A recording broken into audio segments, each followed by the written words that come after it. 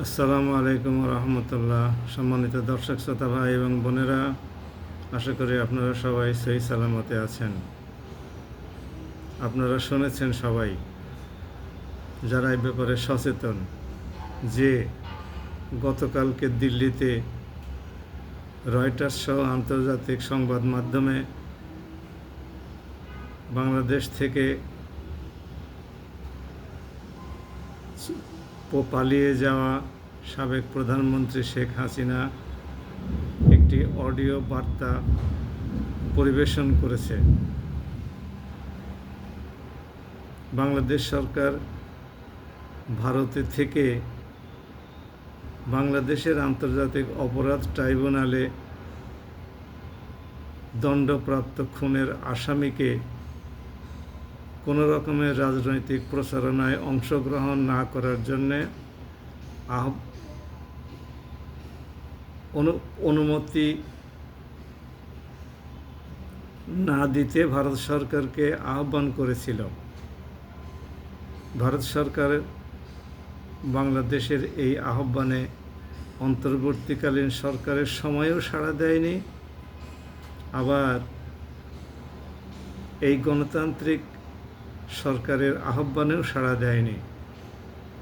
অথচ অন্তর্বর্তী সরকারের আমলে ভারত সরকার বলেছিল যে কোনো রকমের সংলাপ আলোচনা সেটা বাংলাদেশের নির্বাচিত সরকারের সাথেই অনুষ্ঠিত হবে। অর্থাৎ ফেব্রুয়ারির 12 তারিখে যে নির্বাচন অনুষ্ঠিত হয়ে গেছে, সেই নির্বাচনে বিএনপি সরকার গঠন করেছে। বিএনপি সরকারের সাথেই ভারত সরকারের সকল আলোচনা অনুষ্ঠিত হবে। বিএনপি সরকার ভারত সরকারের সাথে আলোচনা করবে, ভারত সরকারও স্বাচ্ছন্দ্যে বাংলাদেশ সরকারের সাথে আলোচনা করবে। যেহেতু ভারত অতীতে অন্তর্বর্তী সরকারের সাথে, বিশেষ করে ইউনূস সরকারের সাথে আলোচনায় স্বস্তি বোধ করে নাই, অন্তর্বর্তী সরকারের পরে নির্বাচিত সরকারের সাথে স্বস্তি বোধ করবে, আমরা এটাই প্রত্যাশা করেছিলাম। ভারতও সেটাই বলেছিল। যদিও অন্তর্বর্তী সরকারের প্রধান উপদেষ্টা মহোদয়ের সাথে ব্যাংককে ভারতের প্রধানমন্ত্রী নরেন্দ্র মোদী সাক্ষাৎ করেছিল, কিন্তু উল্লেখযোগ্য কোনো সমস্যার সমাধান হয় নাই, বরং ভিসার জটিলতা সৃষ্টি করা হয়েছে। জরুরি মেডিকেল ভিসা ব্যতীত ব্যবসায়ীদেরকেও ভিসা দেওয়া বন্ধ করা হয়েছে, পর্যটকদেরও ভিসা দেওয়া বন্ধ ছিল। সেই ভারত সরকার বারবার আহ্বান জানানো সত্ত্বেও শেখ হাসিনাকে কেন অডিও বার্তা বিদেশি সংবাদ মাধ্যমে প্রচার করতে দিল আমাদের বোধগম্য নয়।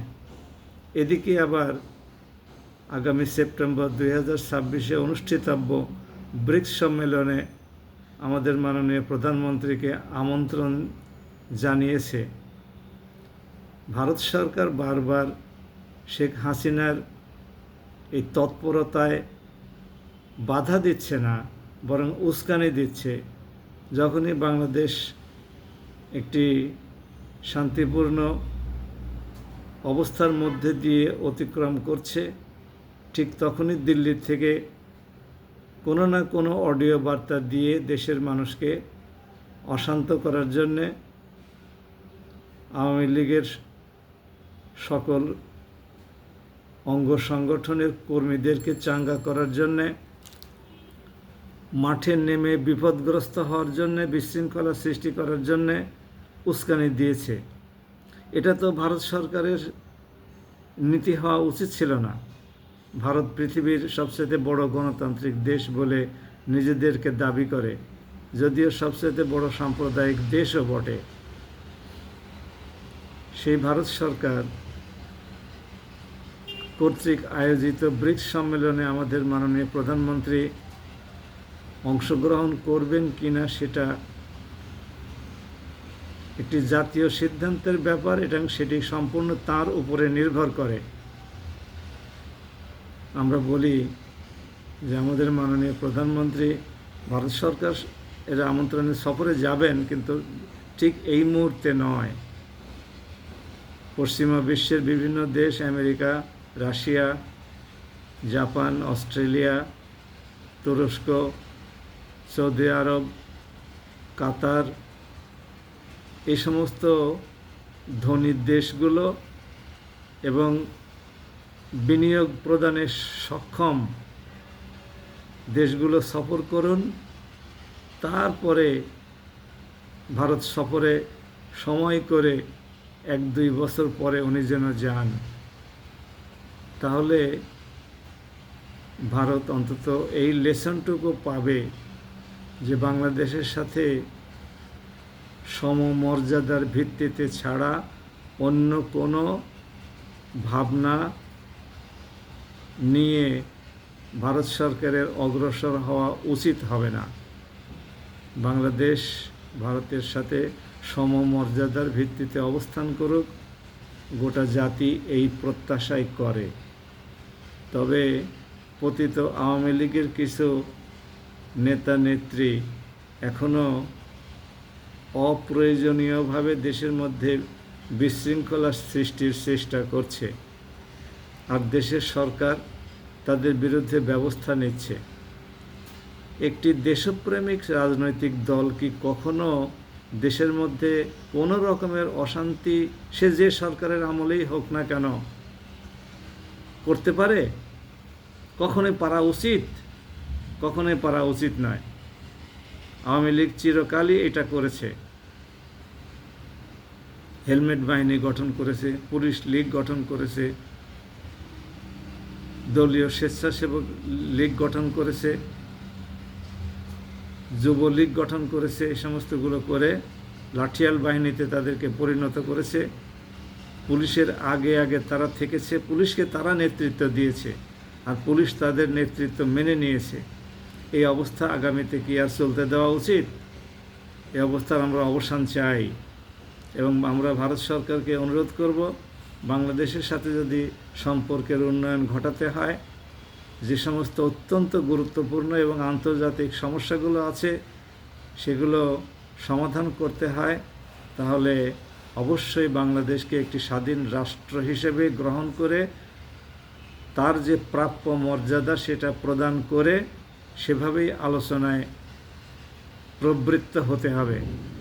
অন্যথায় ভারতের সাথে সম্পর্কের তেমন উন্নয়নের সম্ভাবনা খুব সম্ভবত আগামীতে সুদূর পরাহতেই থেকে যাবে। ভারত আমাদের প্রতিবেশী দেশ হিসেবে আমরা ভারতের সাথে সুসম্পর্ক রক্ষা করতে চাই, বিশেষত বাণিজ্যিক স্বার্থে। ভারত থেকে আমাদের গম আমদানি করতে হয়, জরুরি ভিত্তিতে আমাদের তেল আমদানি করতে হয়। ভারত সরকার ইতিমধ্যে আমাদেরকে 11,000 টন পচা চাল রপ্তানি করেছিল। বাংলাদেশ সরকার ঘৃণা ভরে সে চাল প্রত্যাখ্যান করে ফেরত পাঠিয়েছে। আমরা ভারত সরকারের এহেন আচরণ কখনোই প্রত্যাশা করি না। এর আগেও ভারত পচা পেঁয়াজ রপ্তানি করেছে আমাদের দেশে। তৎকালীন সরকার পচা পেঁয়াজই গ্রহণ করতে বাধ্য হয়েছিল। আগামীতে এরকম কোনো ঘটনা ঘটবে বলে আমাদের কাছে প্রতীয়মান হচ্ছে না। কাজেই ভারত সরকারের বাংলাদেশ সংক্রান্ত পররাষ্ট্রনীতিতে পরিবর্তন আনা দরকার। আশা করা যায় সম্পর্কের উন্নয়ন ঘটবে। আমরা ভারতের সাথে সুপ্রতিবেশী সুলভ সম্পর্ক চাই এবং বাণিজ্যিক সুসম্পর্ক চাই। আশা করি উভয় পক্ষের তরফ থেকেই এ সম্পর্কে ইতিবাচক পদক্ষেপ গৃহীত হবে। সবাই ভালো থাকুন। আসসালামু আলাইকুম। বাংলাদেশ জিন্দাবাদ।